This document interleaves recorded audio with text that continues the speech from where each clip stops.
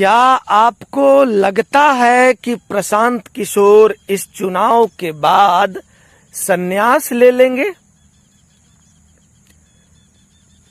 ऐसा आपको अगर लगता है तो ये तो चुनाव के बाद देखा जाएगा कि परिणाम क्या होंगे, लेकिन इस वक्त जब प्रशांत किशोर से इन सवालों को पूछा जाता है मीडिया के द्वारा, तो उनका जवाब होता है कि हमने इससे पहले बंगाल में भी ये कहा था, पश्चिम बंगाल में जब उन्होंने भाजपा के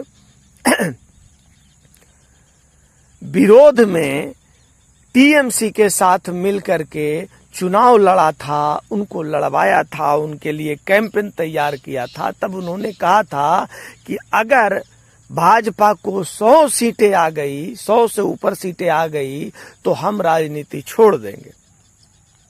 हालांकि भाजपा वहां 100 सीट से बहुत कम जीतने में सफल रही, इसलिए उनका यहाँ भी कहना है कि हमने बंगाल में भी कहा था, हमको संन्यास नहीं लेना पड़ा, चूंकि भाजपा की सीटें हमने जितना कहा था उससे कम हुआ, और बिहार में भी वैसा ही होगा। हमने कहा है कि नीतीश जी जो है, जेडीयू जो है, वो 25 सीट से ज़्यादा नहीं जीत पाएगी और हमको यहाँ भी संन्यास नहीं लेना पड़ेगा।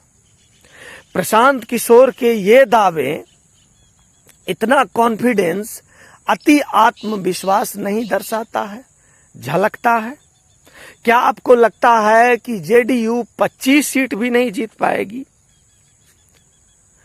जहां तक मेरा विचार है, जहां तक हमारा विचार है, जहां तक विचार की बिहार की जनता का जो मूड दिख रहा है, उससे ऐसा नहीं लगता है कि जेडीयू को 25 सीटें आएगी।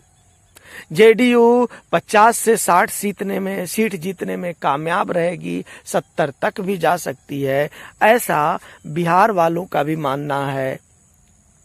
लेकिन प्रशांत किशोर इतने दावे के साथ जो कह रहे हैं, उसमें प्रशांत किशोर का अपना नजरिया है। वो एक पॉलिटिकल एनालिसिस्ट रहे हैं और बहुत सारे पार्टियों के लिए कैंपेन किए हैं, तैयार किए हैं और रणनीतिक तैयार किए हैं, तो जमीन तक वो काम करते हैं और जमीनी हकीकत को भाप करके वो भी कुछ बयान देते हैं। लेकिन यहाँ क्या है, यहाँ वो डायरेक्ट जो है बिहार की राजनीति में स्टेक होल्डर है।